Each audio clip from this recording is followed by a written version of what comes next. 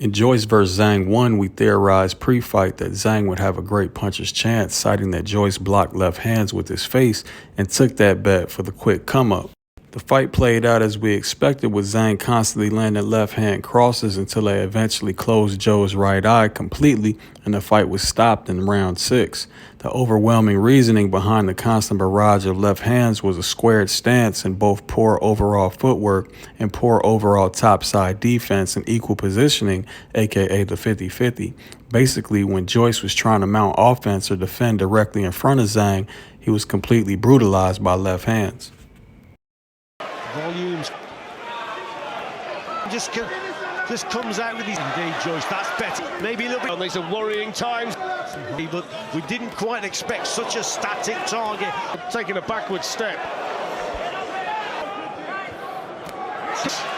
to incur. Look pretty cool, calm, and collected. Question.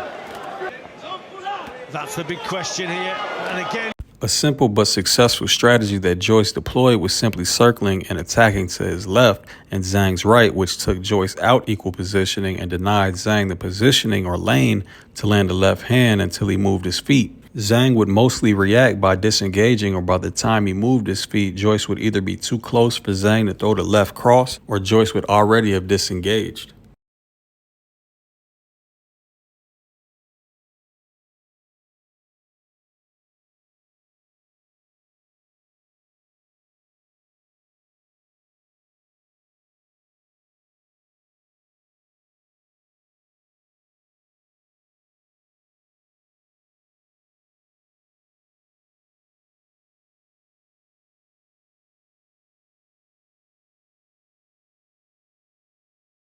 The other highly notable takeaway from the fight was the work rate of each fighter. Although CompuBox is flawed, you can see the disparity of punches thrown by Joyce and Zhang respectively. Joyce basically triples and quadruples Zhang's punch volume. His history tells us that Zhang is merely a 5 to 6 round fighter, meaning he runs out of gas after 6 rounds.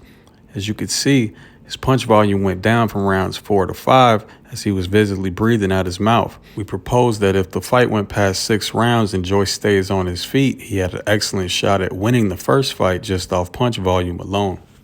Last but certainly not least, the London-based Joyce, who will be fighting in London again, was actually up on one of the judges' scorecards after 5 in the mostly Zhang-dominated fight, in spite of Zhang clearly landing the more significant punches throughout.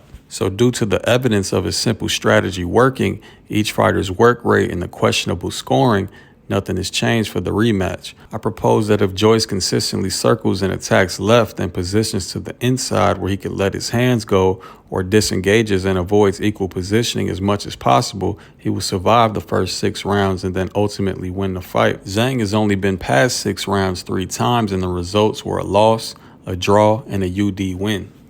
But the strategy isn't without risk, as Joyce is moving towards Zhang's lead hand, which is still risky, but due to Joe's skill set, he'll have to pick his poison, and the right hand toxin is slower activating as compared to the left.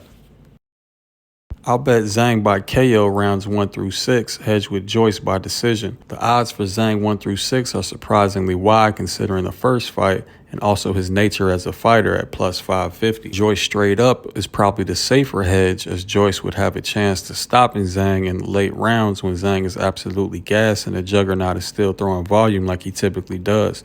But Joyce by decision at plus 300 is more sexy. The link for the sportsbook will be in the description and at the top of the comment section.